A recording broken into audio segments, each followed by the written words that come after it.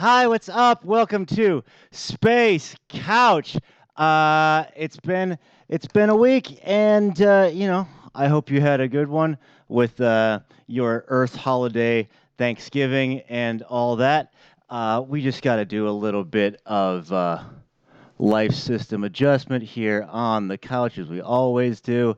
Because I don't want to freeze up here in space and bring a bad show and all that.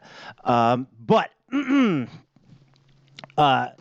just going to take a second to go through our big sponsor, Spot, which will, of course, be Tiger Squawk Records, which is not a sponsor at all because I run it, but we pretend like it is because that makes me feel cool. So we want to check out Mr. Zoth and the Were Spiders, new acquisition. Industrial, new tracks available now. Also CHF from Victoria, Canada, the best Cedar Hill furniture, that is the best in furniture-based techno, and also Canada's virtual terrorist, Unstoppable. Okay, so we'll get to him in just a second. What is up to David in Milwaukee? Super duper looking forward to this guest. There are 26 different things we could talk about, but we're going to focus on something pretty awesome coming out that you have the opportunity to help come out. So, without further ado, ladies and gentlemen, Chris Harris, what's up, buddy? Brian, how are you? I am great, just taking in some solar rays from here out in space, and just going on some spacewalks with the space dog, just space stuff, man. What's up by you? I always thought you should be in space. Shouldn't it be more like this as we see you? Well, we got stabilizers and stuff, but imagine that at home in your mind if you want, like, what the true terror of being on a nice edge of mortality at all points in time out here in the cosmos. And where do I know you're all out and about in the world. Are you in Chicago at this time? Yes, we just got back yesterday. That is awesome. I spoke over you and I apologize, but the guy just said he got back from Pigface. Let's start there. Tell me about being on tour with Pigface. Different chaos every day. Okay. Different people showing up. Last night, I think, was insane. Sound check. People just kept coming in the door, and there's another microphone on stage. There's another saxophone on stage. Awesome. There's another on stage. Are you doing guitar or vocals or what? When I hopped up, I was doing some percussion, but I mainly went out. Well, I guess we're going to get right into it. Was to showcase the trailer for the documentary that. Yes, ladies and gentlemen, the trailer. We'll go to that in a second, but you have a documentary coming out. Tell us about that. So, long story short, about 10 years ago, I started putting together a documentary on the history of industrial music as it pertains to Chicago, where American industrial was pretty much born, I think everyone would say. Different forms of industrial may have started in Germany, Birmingham, whatnot, but for American industrial, Chicago was really the epicenter.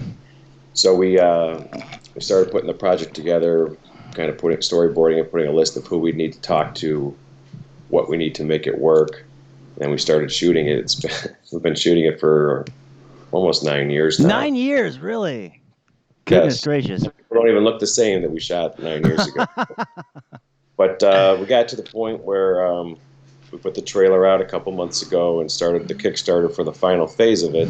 Mm-hmm. Because the important part is you need the music to tell the story, and music licensing is stuff that actually costs money. Yeah. And that's where we're at right now. Let's cut to a minute of the trailer. This isn't the full thing, but we'll tell you being the audience there on Terra Firma, where you can catch the whole thing. So, Chris, you and I can talk over this, but we won't be able to see it or anything. But Intervention. Starts out with an interview with Al. Innovative, It'd be great. creative, And It was magnetic. It was Martin. fucking frightening. Second, it was really fertile. It was like things could be born here. Creative insanity on steroids. That was brilliant. Heaven. It's exciting. Life-changing. Oh, yeah. This is going to be awesome. Yeah, no, it's playing to the audience, but you and I won't be able to hear it at that point. But none of us knew. So we're on the Al part right now. All over the country, or people, artists, musicians moving from all over the country. Yeah, I mean, to Chicago. we'll be able to hear it, but it's okay. I bought a fancy mic that I'm supposed to be able to mute when I take sips out of my coffee. There was definitely the sense do it all the time, so it'd be totally fine. that something new was happening. It wasn't like Chicago was just looking at everybody else. You know, the other two taste-making scenes in the States, LA and New York, industrial didn't have a home there so much as did in Chicago. Yeah, I'm sorry, Arista Records. I'm sorry, Warner Brothers Records. You came to the party too late. The fun had happened. It was being made here, it was being performed here, and it was being historically preserved here. People just shit their pants. And we are back. So, goodness gracious, that wasn't even the whole trailer. Mr. Harris, where should people go to see the entire trailer for the history of industrial music, The Chicago Way? You can see the trailer at the Kickstarter page. It also has more information, gets into some details, and also has the goodies you can get if you contribute for the Kickstarter. And industrialmovie.com takes you right to the Kickstarter for now. That's as we need to get it funded. So okay. industrialmovie.com will go right to the Kickstarter. You can watch the full trailer there, see the goodies that are available. There's a cool soundtrack that's going to have exclusive songs. Nice. Some of the artists doing like solo songs that are very period appropriate for the movie. Okay. Some cool stuff like that. Awesome. So, you're sort of how did this? I mean, we got into it a little bit. Like 9-10 years ago, you decided to make a documentary on the history of industrial music, and so what's the rundown? Do you say like, okay, we got to get an interview with Al. We got to see how we can get Thrill Kill Kult in on this. Like, what was your sort of process of going from I have this idea in my head, and now I'm going to actually get out on the road and make this happen? Chris? Oh no, space difficulties. Space difficulties. That's okay. We will try to do a little bit of space troubleshooting. Oh no, life support is failing. I can't breathe.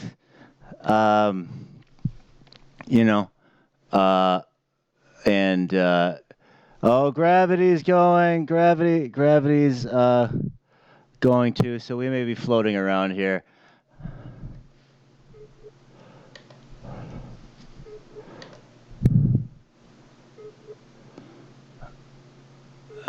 Okay, we'll just listen to. Okay, well, like Chris said, you want to go to industrial. Oh, hey, that sounds like Skype. But it's really some machines we have here on the. Okay, take two. We got you. All right. So, part of the difficulty of deciding to host my talk show from space is that we'll run into like cosmic vortexes and ion fields and stuff. So. Completely understood. That'll happen out here in the void. David Clark says, "Did you let Zorak into the control booth?" Yes, I did. I got zapped with the wrist beams, and Moltar threw a switch in the back there. We were talking about how the people can help out at industrialmovie.com if you want to see this actual wonderful documentary, or at least what looks to be a great documentary as provided by the trailer. So you have this idea, you're playing in a couple of bands, and you go, we should really do a documentary. How does that process start to come into the real world for you? I guess I'll give you the full story. It's pretty quick. So I'm of the generation just past all that coolness. Mm-hmm. I was too young to be around during that late 80s time when it was all happening. And then, I start a band in the 90s, and then, the industrial music scene I think it has such wide open arms. Mm-hmm. I ended up meeting all these people and befriending most of them. I ended up on Martin Atkins' label, which opens a ton of doors, and obviously become friends with someone like Martin Atkins. So he was part of that scene as well when he moved to Chicago in the late 80s. So it was all, things that, as a little boy watching like NS on stage. Right. And, now I talk to him on the phone occasionally, or we're like, buddies were at the pig face thing, we're just having conversations, but everything, things you would never think happen when you're a young child at the Metro, totally. That's, on stage. So, well, I know all these people at some level.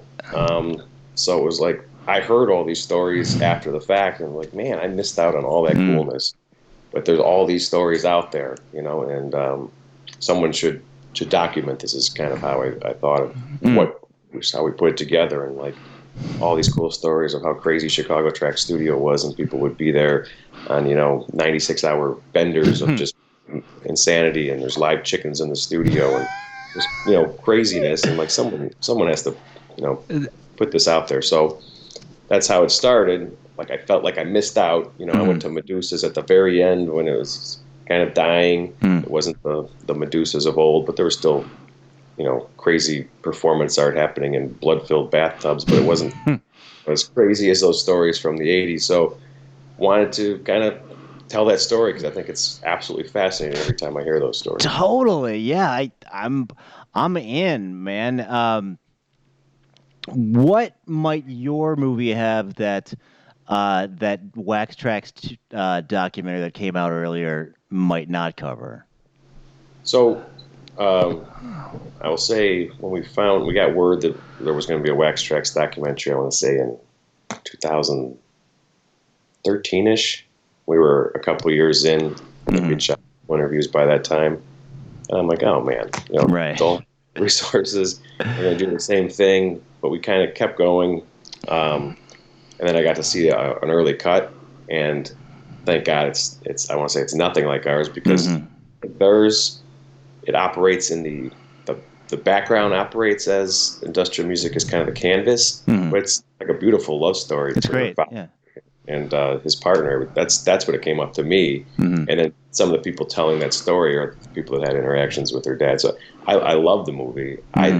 Ours gets into the nuts and bolts, and that was more of like a canvas of what was happening. Yeah, I was bummed when I found out, but then when I saw it, I was kind of elated that ours is in a completely different direction. I'm talking about the making of the music, what was going on in those clubs, how that all birthed everything that was happening, because it was all kind of interconnected. And see, even in the trailer, multiple people saying, Al says that, and Martin says that, and how crazy it is that everything just, Chicago is the epicenter. Trent Reznor wants to come and hang out in Chicago because that's where everything was happening. KMFDM moves here, those kind of things. Yeah, right. Like that's fantastic. I saw it at the Vic, like that early opening cut, and then it was like you said, it was a great love story, and like Pankow and stuff was playing in the background, but.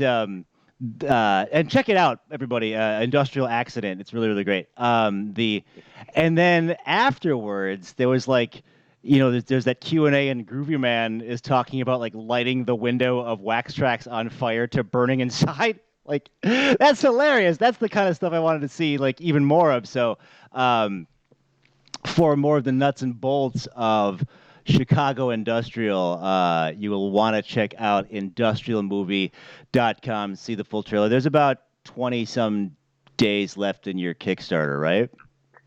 Yeah, and we are a little short. I think we're at 60-something% funded right now. Okay.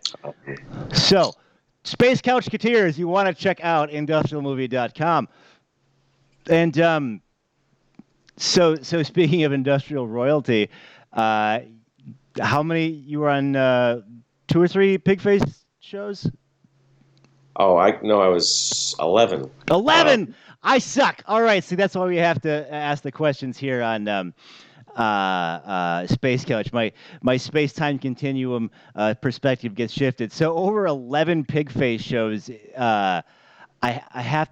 Does it just like in the bus? You're like, hey, Mr. Esch, are you going to play like the xylophone or the Doombeck tonight? Just is it as all over the place as I think it might be? Well, there's so many people that the's 2 buses actually. Okay, there's 2 buses. All right. So Mr. Esch was not on the bus I was on. Okay. But it's, I think I kind of flirted with saying earlier, it's just a different chaos every day. Mm-hmm. Something new happening every day. All of a sudden it's, hey, let's find a Home Depot and we're going to make toilet paper guns. Something new that like clicks in Martin's head, and that's pretty amazing. Happens, but it was fun, and it was fun to get to play the trailer before Pigface went on every night. Oh wow, okay. Conversations with people every night about it, and that was also Martin's idea. Is like it kind of came about with my band Project 44. He had asked earlier to open some of the dates. Logistics didn't work out with. There was way too many people in my band, and then it was like, why don't you come up for some of the dates and play the trailer since you're in your Kickstarter phase right now? And I thought that was kind of a brilliant idea to kind of take it to the masses. And last night at Talia Hall playing it for 800 plus people. Yeah. In Chicago, roaring applause during parts of it, where it's kind of satisfying to see that, and gives you the kind of energy to finish this thing off, which we're hoping to get the money to do and have it done this summer. Well, that's got to feel pretty fucking good to like just have people. Awesome. Let's get into this part of it, because no conversation with the mighty Chris Harris would be complete without some Project 44 talk. I most recently came across you with the most recent Mechanismus Festival, and what can you tell us about the present and future of Project 44? Mechanismus Festival was fantastic. I'm sure you had as much fun as I had there. That was a blast. And yeah, it was a 6-day festival, and it's like sold out every night. I don't know how Ali, the guy that runs it, is standing by the end of it, because it's the logistics with all the EU artists that you had on that bill. Insane. And the visas that have to come through and everything. It's right. Having involved, as in Sanctuary Fest a little bit, that the headaches just to do a couple day one, that was insane. So he's scaling it back this year. I don't know if you heard, like in 3 days, but that was our last. We did a little pop up on the Pigface tour. We played Kansas City because my drummer of many years lives in Kansas City, nice. And since Levi is out, Pigface and I was there. We did a little pop-up at the after show and did a little 25-minute set. But, that's Charles Levi of some band called My Life with the Thrill Kill Cult, if you are unaware. But just wanted to punch that in. So how was the Kansas City show for you? It was fun. It was awesome, late night. So it was after the Pigface show, and then they had the quote-unquote official after party, and we had it over there and had to race back to make the bus on time and everything. That's pretty wild. Like a fun time going on at like 1:40 in the morning. Yeah, right. Like no encores because we'll miss the ride. But what are you gonna do? On the clock the whole time, saying, "We got to get out of here." It was Levi playing for what would be 3 hours that night, I guess. God damn, can-do attitude. The let's get. So I mean, is anything? With all the 9,000 plates you have spinning, is anything coming up for 44? Should have a single out in a little bit. Okay, awesome. Remixes for it coming back from some guys. Awesome. Adoration Destroyed actually just turned theirs in last week. Pretty fabulous, yeah.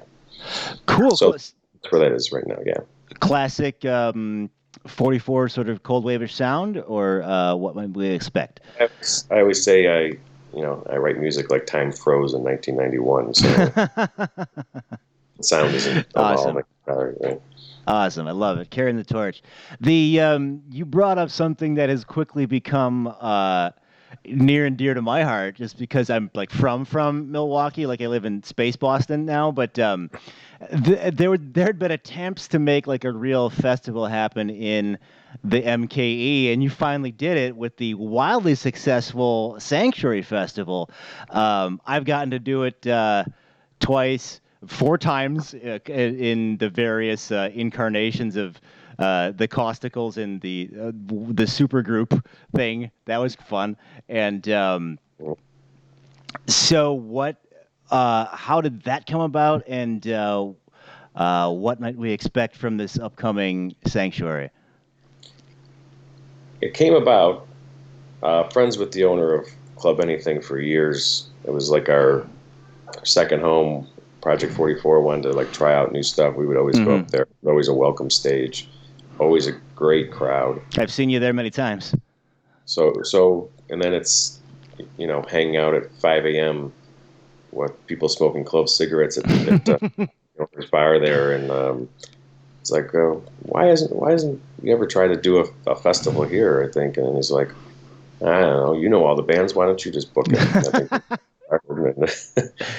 And then I think I made a couple calls to see if, because you have to me, a festival has to be a mix of, you got to have some big bands. And as you know, people that don't know, Club Anything is only like 170 capacity. Yeah. So to me, it was about, let's get big bands on a small stage to make it kind of a big deal. Right. And then you want to mix in some old school things people haven't seen in a while. My goal was to always bring bands to Milwaukee that hadn't been there before, first time appearances. And then like new breaking bands, like that first year we had Three Teeth. Yeah. And I think nobody thought Three Teeth was actually going to show up and play Club Anything, but they did in total punk rock fashion.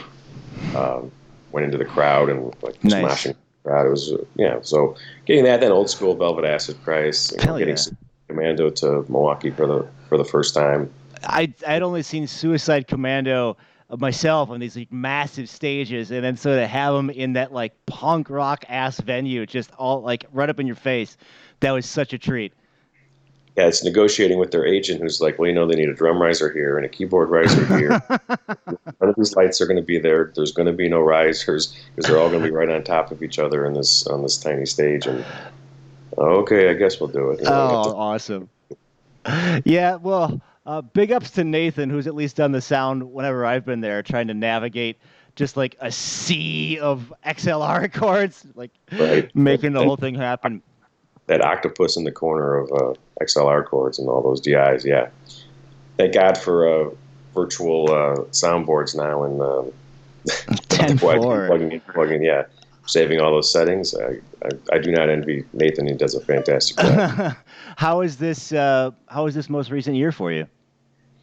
This past year, let's see, they blur together. Who was this past year? Leather Strip. Oh, Leather Strip. And Voltaire, if I remember correctly. And the first ever U.S. appearance of Wolfband. Yeah. Which was insanity personified.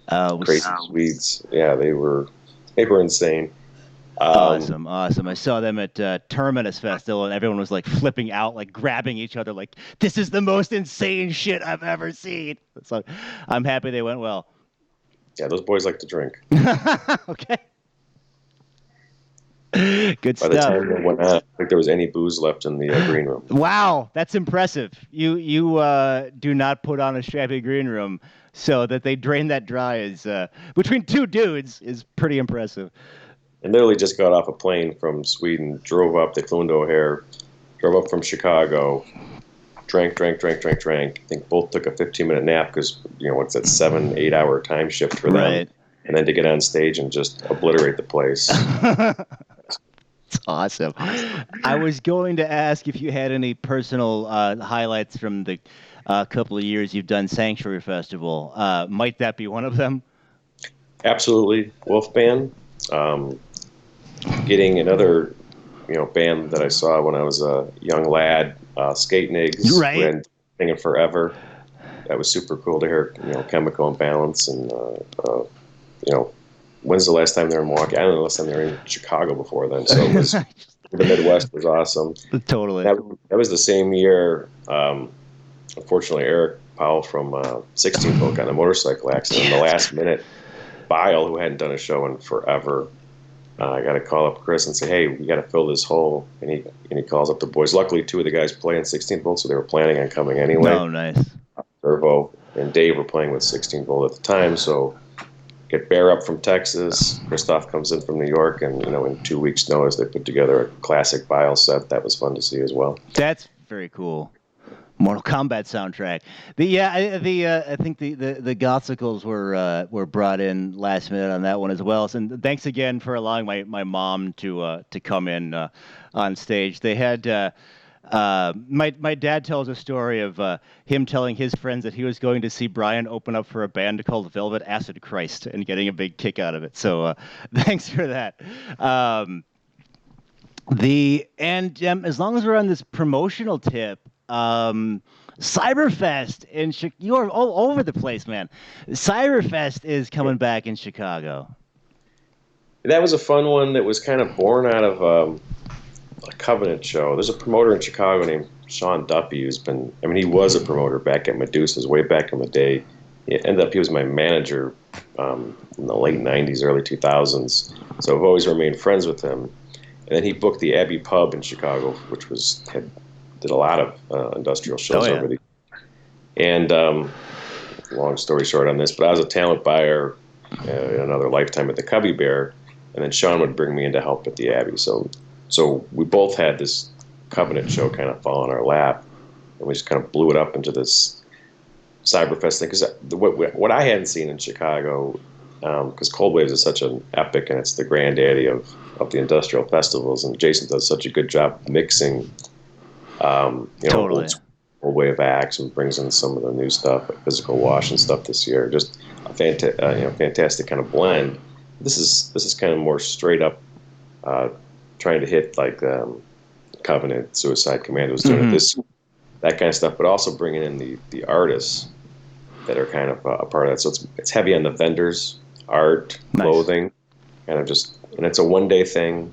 It's kind of a one-day celebration. It's at Wire this year, which is a fantastic stage that I think is kind of underutilized. Beautiful stage by musicians. It's on Roosevelt Road in Berwyn. Okay. Which, if you've ever watched Svengoolie as a young, that's where my mind goes right to it. So the L stop is only a couple blocks away, so it's not like you're out in the suburbs or anything, but it's such a well-built venue that was built by musicians. The stage, the sound, the lights is just unbelievable. Like 350 capacity, but just super well laid out and sounds amazing. So, and Suicide Commando will have their risers for their drums on that size stage. Yeah. There you go. Check out Suicide Commando and other assorted miscreants at the return of Cyberfest Chicago, brought to you by our guest today on Space Couch. Goodness gracious. Let's get into this hotness. I know I'm jumping topics all over the place, but it's hard to go deep on just one when you cover so many bases. Conformco, good stuff.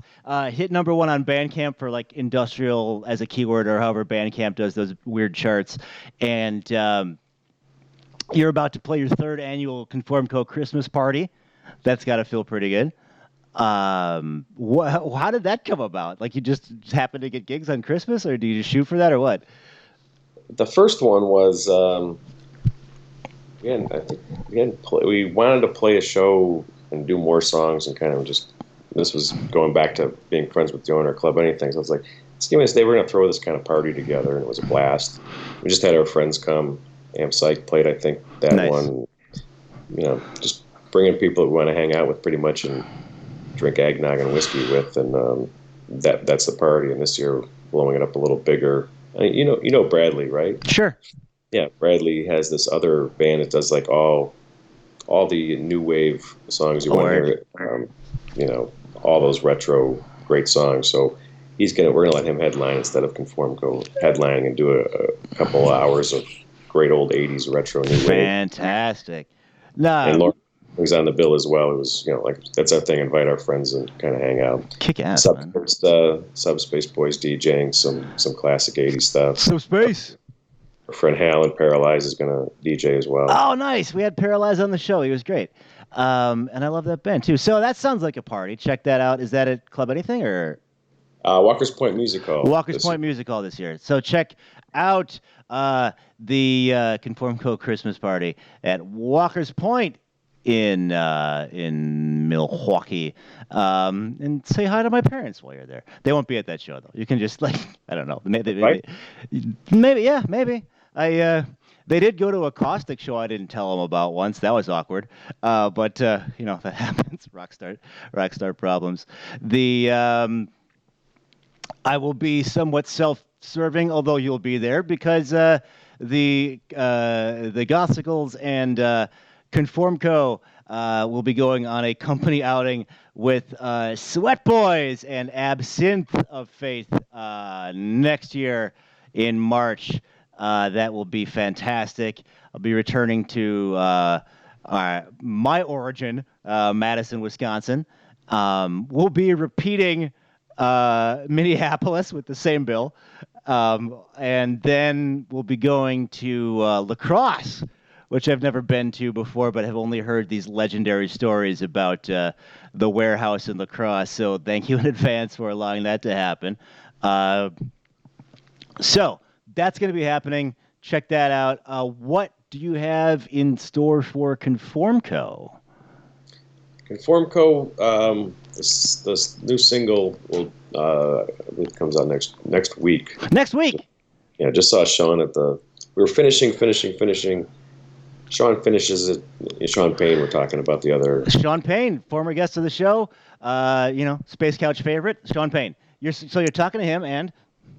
So we had 2 songs finished. We have an EP of material that's done that we're still finishing, or we'll put the single out in advance of it this December, and then the EP will come out for those great shows with the Gospels in March. Friday the 13th extravaganza weekend of Wisconsin and Minnesota. Oh yeah, it's Friday the 13th. I forgot. Well, check out where can people get the new single that comes out next week? Glitch Mode Bandcamp. Cool. We'll see if we can hit number 1 on there Bandcamp. You go. Help them out with that. You have a lot of homework on this episode, Space Couch Geteers. Just don't release anything when Clack releases everything, because Matt pushes that all so hard that he's always number 1. Matt is the I think the most successful thing I've done to date on Bandcamp is the Tiger Squawk versus Matt's own Industrial, because he's such a wizard at promotion. But you are not wrong.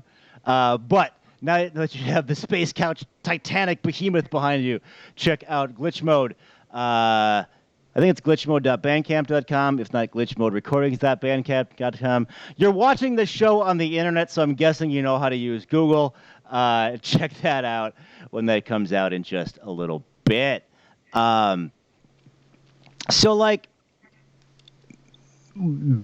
to industrial music and the history thereof vis-a-vis Chicago or not. If you could travel to any concert in history and experience it firsthand, what might that concert be? Yeah, just too young for that. Totally terrible thing to taste tour with KMFDM opening. That they ended up doing the live, which I own the VHS for of the live video in case you didn't feel like showing up. Man, it just looked like insane fun. Yeah, that would absolutely be the show. So, bar none. Nice. Ministry, KMFDM, whatever that was. Oh, yeah. That'd be cool. I kind of came online with that. Just I wasn't going to be old enough to get into shows anytime soon.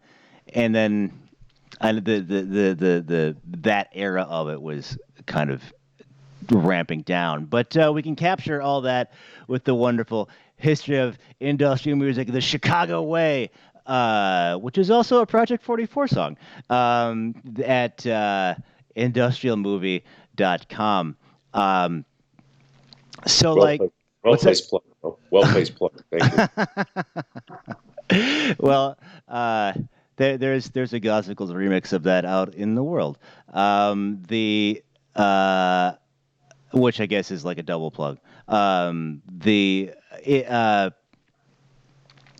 If you could describe one of your projects as an animal, one of your projects as a movie, and then describe yourself as food, what would that look like? One as an animal? Yeah. Project 44 is like a rabid possum. Okay, a rabbit possum. I love it.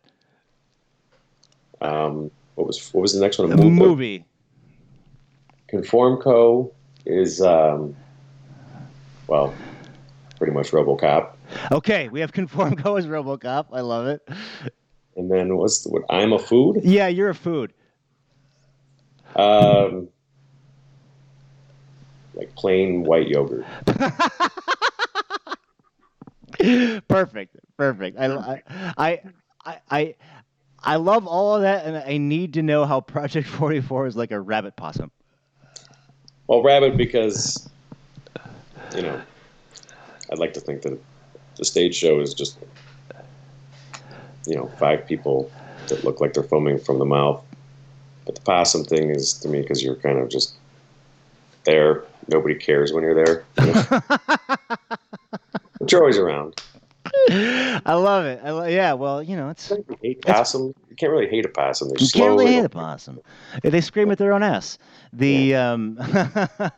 Well, it's a pretty frenetic live show. There's a hooded gentleman smashing a trash can. I think that's literally industrial. Back to the documentary. What in distro world, do you just like make it and then give it to people, or do you have plans to like ship this out to streaming services or anything like that? Yes and yes. Okay, cool. I don't know how it all works, so excuse me if I ask things that should not be asked. That's a perfectly fine question. Okay. We have as part of the Kickstarter, there's an original run of DVDs. Okay. And it's bonus footage for people that are getting in at the Kickstarter level. Because right now, I can tell you the cut right now is just over 3.5 hours. Damn. Still down. Yeah, there's so many good stories. We're actually we released a Martin Atkins clip in honor of the Pigface tour, just a bonus clip that didn't even make the movie, kind of talking how Pigface was born. Mm-hmm. And this coming week, we have another little teaser bonus of Al Jorgensen talking about right after he got dropped from Arista Records after With Sympathy came out, and his reception coming back to Chicago, and him working at Wax Trax after signing a $1 million deal and stuff. Wow. That's that. Funny. It goes in directions you don't think it goes, but yeah, little minute and a half clips were these little tales that are, to me, are fascinating. Oh, I think they're fascinating to other people, but those don't even make the movie. So imagine the stuff that's in the 3.5 hour cut right now that I'm still going to get down to closer to hour and a half, and then that bonus stuff will end up on that bonus DVD for the people that are getting on the Kickstarter level. You hear that? That's why you got to get on the Kickstarter quick. You only have a couple days to get the extra half of a movie, assuming you get it down to an hour and a half. That's pretty awesome. So I'm wildly curious as to how a Pigface works functionally. Do you like all get like the idea of a song and then just trust like, okay, us 20 dudes are going to all play the same thing? Or do you actually try to get into a warehouse and rehearse it? I didn't even make it to a rehearsal. Okay. The core, though, is really defined. Oh, yeah. I mean, there's some play there with the loops and stuff that they can go off in different directions.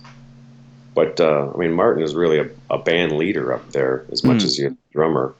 And people, the same group that played in, minus a couple people that played at the reunion show, the 25th anniversary show at House of Blues a couple years ago. So you still had Inesh, you still had Bob Dog on guitar, Levi and Gret on bass with Martin. So you have your whole section there, solid on all those songs. That was a great show. Not only was that opening band, Project 44, wonderful, but the, man, that just like, it's not over yet because Gravity Kills is going to come out and do a track. And it's not over yet because Groovy Man's going to come out and do Daisy Chain for Satan. That was fucking crazy. And, half hour, crazy, yeah. What's that? That show went almost 3.5 hours, though. Yeah. The set list was enormous. I had to tap out at one point, and I was walking down the big stairs at House of Blues, and I ran into a former guest of the show, Eric Gottesman, and we were yapping. And he goes, "Oh, dude, listen to what's playing now." And it was the opening ding, ding, ding, ding, ding, ding, ding, ding, ding, ding, ding, ding, ding, of Daisy Chain for Satan. And we're just like, all right, back up the stairs. Like, that was an epically long set. But, and you can hear about the history of all that stuff.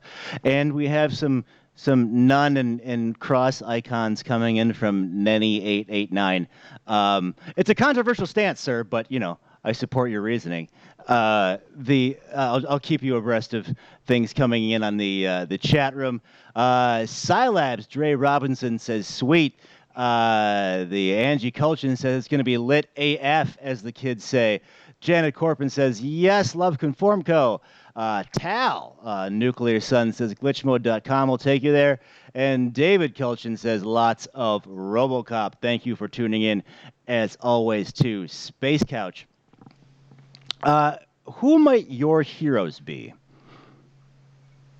You're talking musically? Just if you want, open end.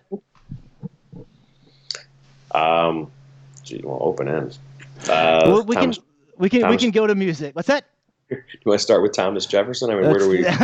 Let's start with music. Music.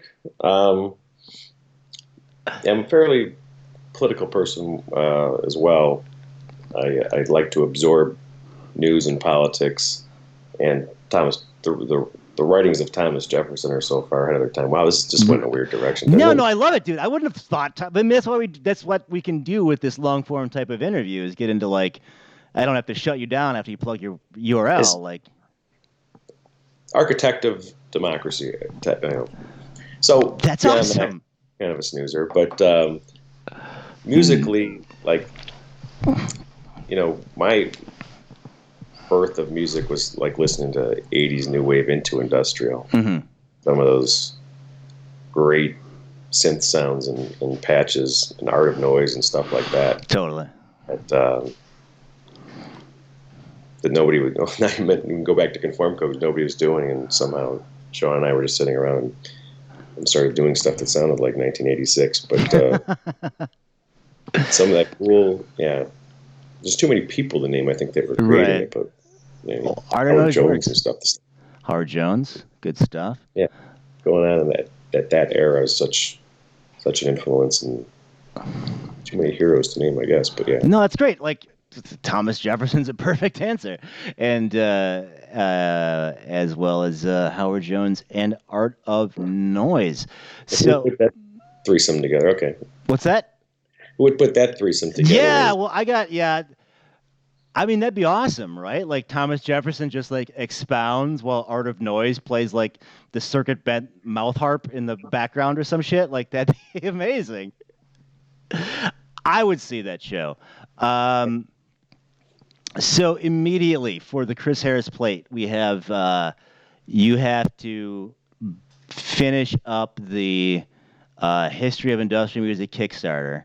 Then you have the Conformco Christmas Party.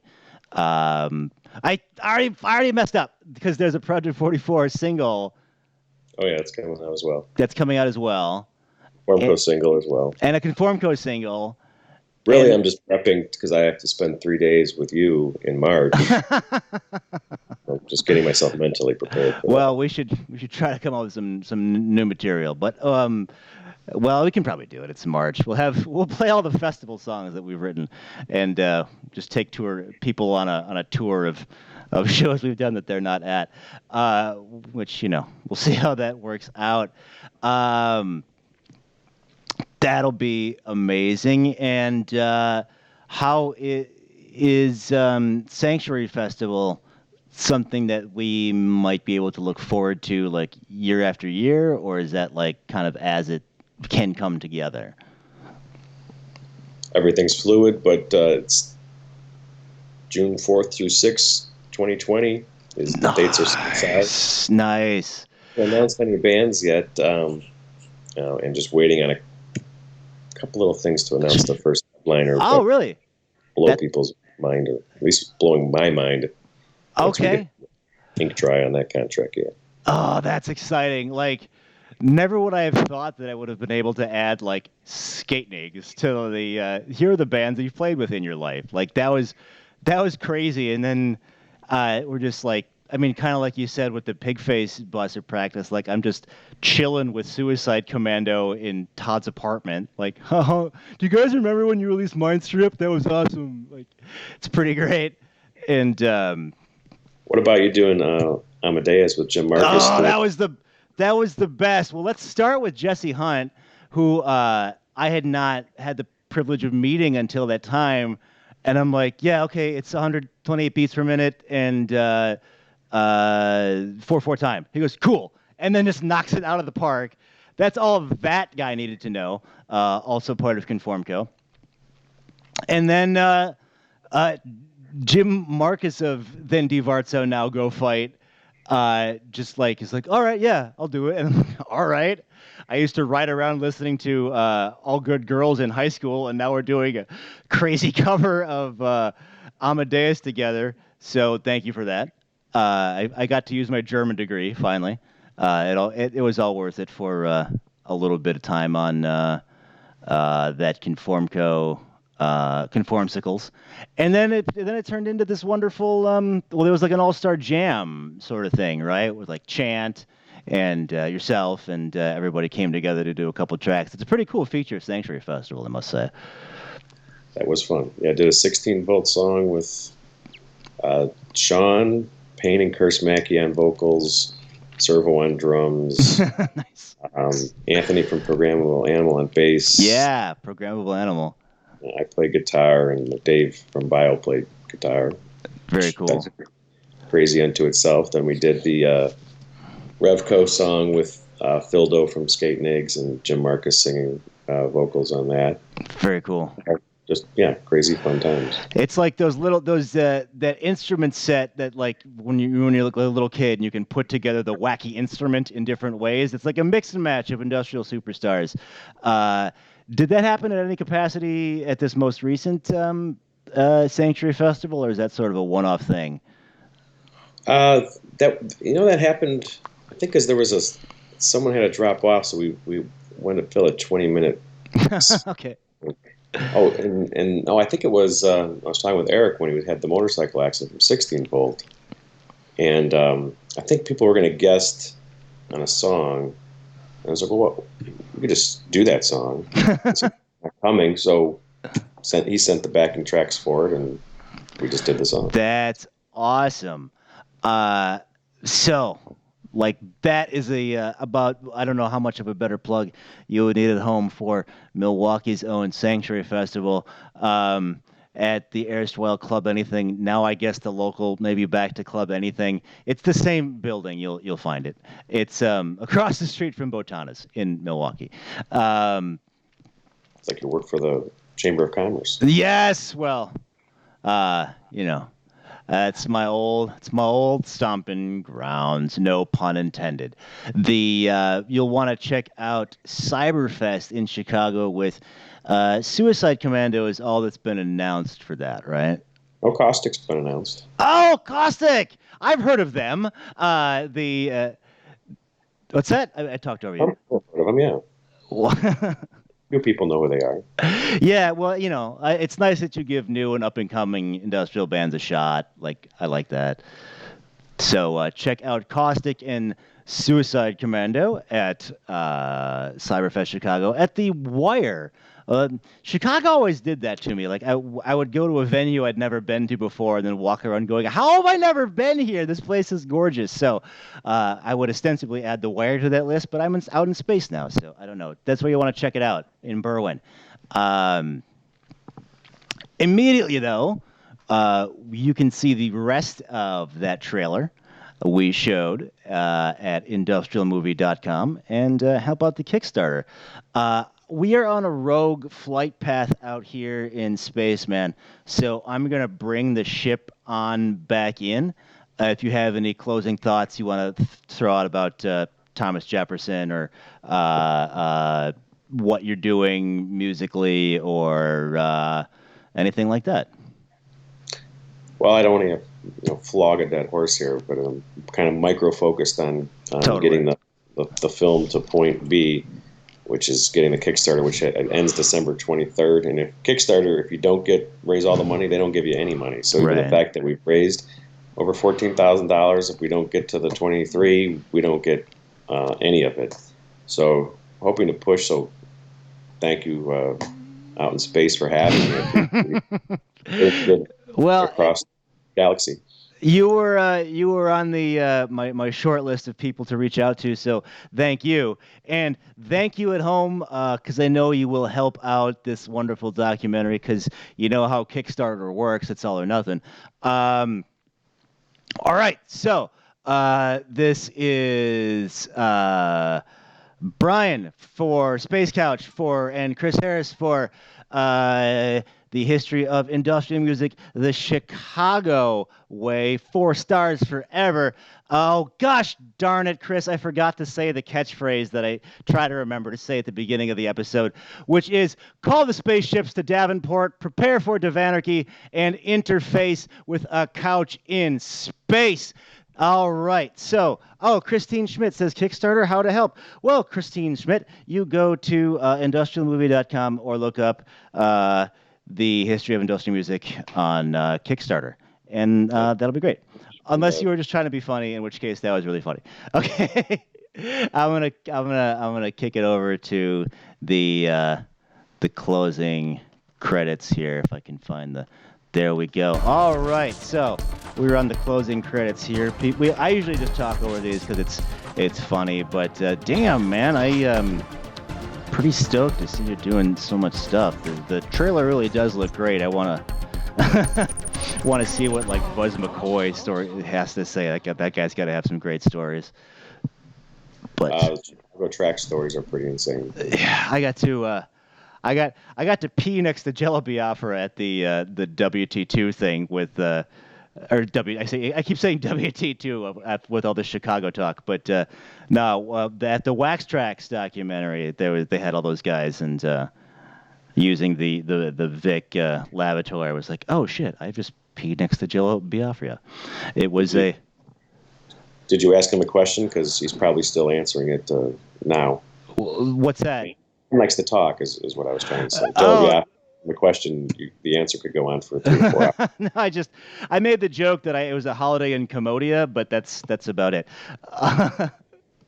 Master puns. Oh, yes. Well, you bring it out of me. And we are out. Okay, Chris, that is, wait, I forgot.